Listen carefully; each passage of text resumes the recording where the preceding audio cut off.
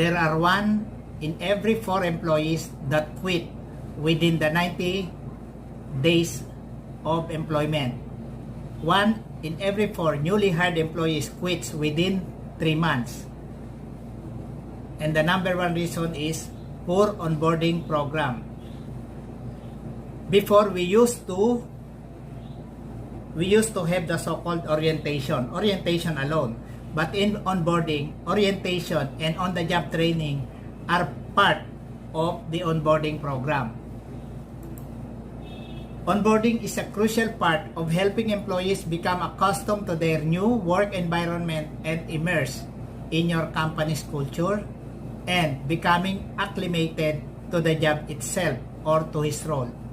Your new employees will become familiar with their co-workers and begin to feel more at ease in their new role.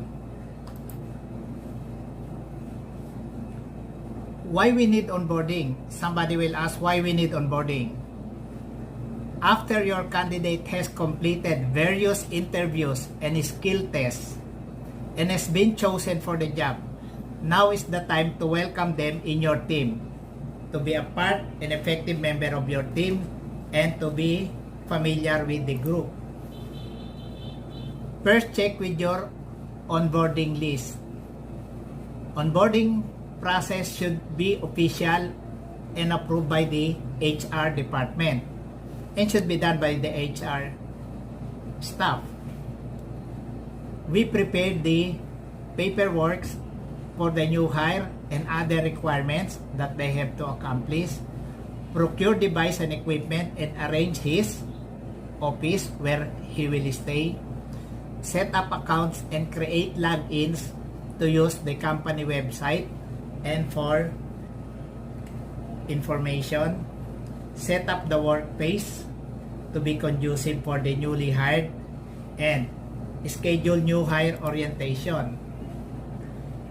A solid onboarding approach is a business imperative. Your onboarding approach sends a powerful message to new employees long before they officially join the team. So, he will know the company brand and culture once he's in.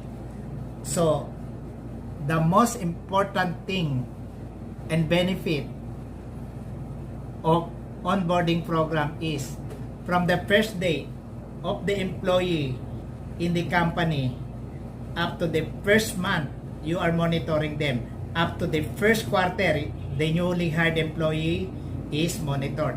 And up to the 1-year annual performance review. So you can see how well is the newly hired employee is doing, including his performance and his adaptation to the culture and to the new environment. What are the benefits of onboarding? Since this is costly, no, this is not costly because proper onboarding program will increase retention rate by 50% according to the survey done by the Aberdeen analysis of 282 organizations. Employee retention will increase by 50% and 76% of new employees found that on-the-job training as the most important part of the newly hired experience. An average cost of $4,000 to fill an open position. This is costly compared to the $2,000 onboarding cost per employee. $4,000 to fill an open position versus $2,000 for onboarding cost per employee. Onboarding program helps employees to be prepared so that they will be happy in their job, and this is a smart move for your business and to your company. So, onboarding prepared our newly hired employees so they will be happy in their job, and this is a smart move for our organization. However, very few of the HR department from different companies provide cultural familiarization to support their employees after the recruitment process. Usually, employees will leave them once they were hired, we leave them to their immediate superior. But in onboarding, it's a different one. It is the job of the HR department to introduce the newly hired employees to the new environment, to the co-workers, and to their superior, as well to the person whom they will be dealing with. Most human resources professionals know that their work is not yet over after their candidate has accepted the job. Onboarding is more than just making your employee comfortable. It increases also your team's retention rate. It will improve your team's performance. It will improve the employee engagement, employee satisfaction, and improve productivity.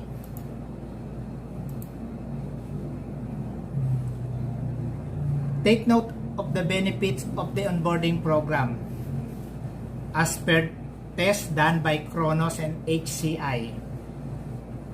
Proper onboarding program shows that 77% employees hit their performance goal.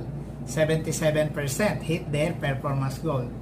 20% increase in manager satisfaction.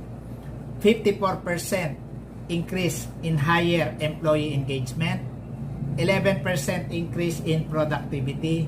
And 25% increase in retention rate. So these are part of the onboarding benefit. So onboarding is a strategy to be practiced and studied by the HR manager to become more strategic. Onboarding is not just as simple. There are also various challenges that recruitment personnel face when onboarding new employees, including ensuring that the onboarding procedure is appropriate for the role and completing the process promptly. So the checklist you have to review, and you have to observe if all of the processes have been done and observed properly. Onboarding process checklist is a great way to ensure that your onboarding process is effective and efficient. And this is a document that outlines the key steps you need to take to onboard newly hired employees. Each company's onboarding checklist will vary, and you'll probably need a specific checklist for some roles. The best is to have or encourage an open communication. An open communication encourages, which is essential for the new employee, enabling them to clarify any ambiguities about their new role. So there should be an open communication between the newly hired employees and the onboarding program staff. There are some clarification from the new hires and to make them more comfortable what to do with their new roles. Onboarding program boosts cultural familiarization. All of the important introduction you need to make help your new hire get comfortable with their team. This can boost and promote your organization's culture, as your current employees can act as an ambassadors for your company and endorse your company's achievement. So, introduce new hires to your vision, mission, and values, so they can be an ambassador of your company and endorse your company's achievement to other prospective employees. Effective onboarding program reduce turnover costs, and of course it increased retention rate. As we mentioned, retention rate may jump to 50% because of proper onboarding program. 59% of new employees who felt they were not immersed in the company culture due to poor onboarding program. So there are also some employees who were hired that they feel that they were not immersed completely to the company culture or to the company environment due to poor onboarding process. Effective employee onboarding program bolstered by a checklist also ensures that your candidates are clear on the role they have been hired to do. So guys, I have mentioned the benefits of onboarding. It will increase retention rate, improve employee engagement, improve employee satisfaction, including manager satisfaction, and improve productivity. Onboarding program is a part of strategic human resource management. Thank you for learning. Please subscribe. Thank you.